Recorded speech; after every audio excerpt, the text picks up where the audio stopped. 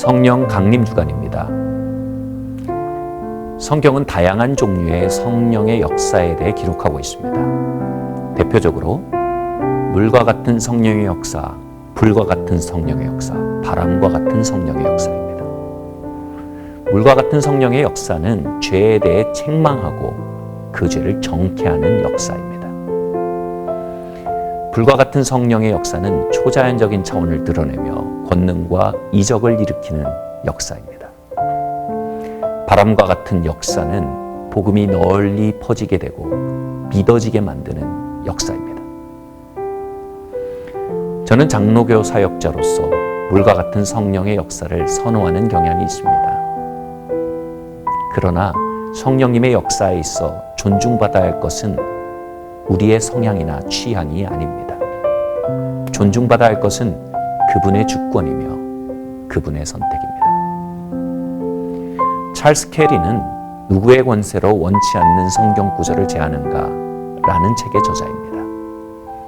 그는 칼빈주의 목회자였습니다. 그렇게 성령 충만을 구하며 이렇게 기도했습니다. 주님, 저에게 성령 충만함을 주십시오. 하지만 3가지 조건이 있습니다. 저는 큰 소리를 내고 싶지 않고 또한 사람들의 이목을 끌고 싶지도 않습니다. 그리고 방언도 싫습니다. 이 3가지를 염두에 두시고 성령 충만을 주십시오. 그리고 아무 일도 일어나지 않았습니다. 후에 교도소 사역을 하던 중 한 죄수를 알게 되었습니다.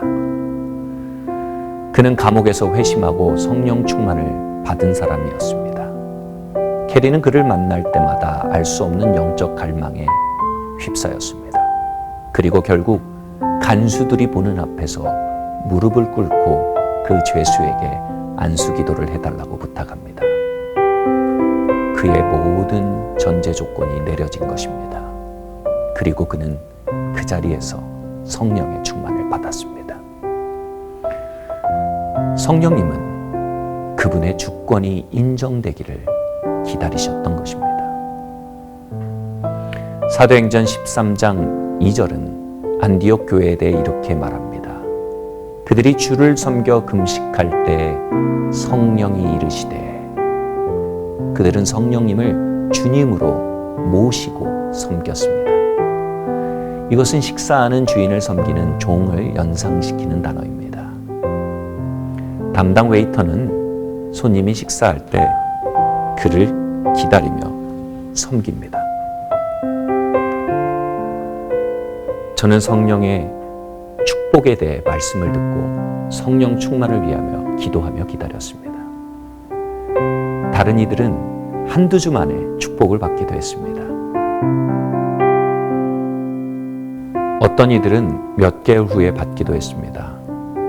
그러나 저는 6년을 기다려야 했습니다.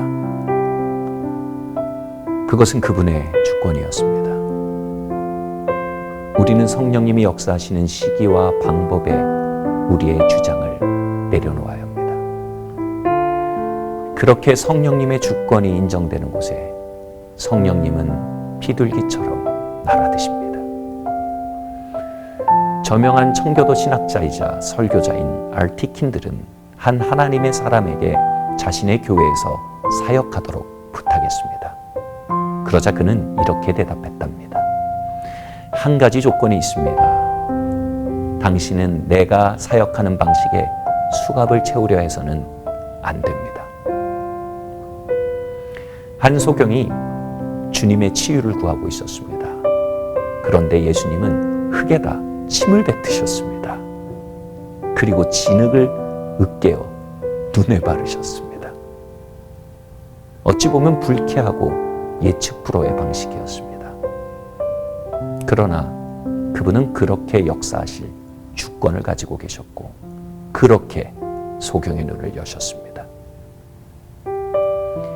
소경은 예수님이 일하시는 방식에 수갑을 채우려 하지 않았습니다. 우리가 성령님의 역사를 구할 때 성령님은 이렇게 대답하십니다. 좋다. 내가 방문하마. 단 한 가지 조건이 있다.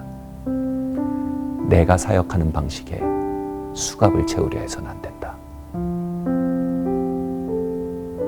예, 성령님, 당신의 때, 당신의 방법으로 역사해 주십시오. 당신의 주권을 인정합니다.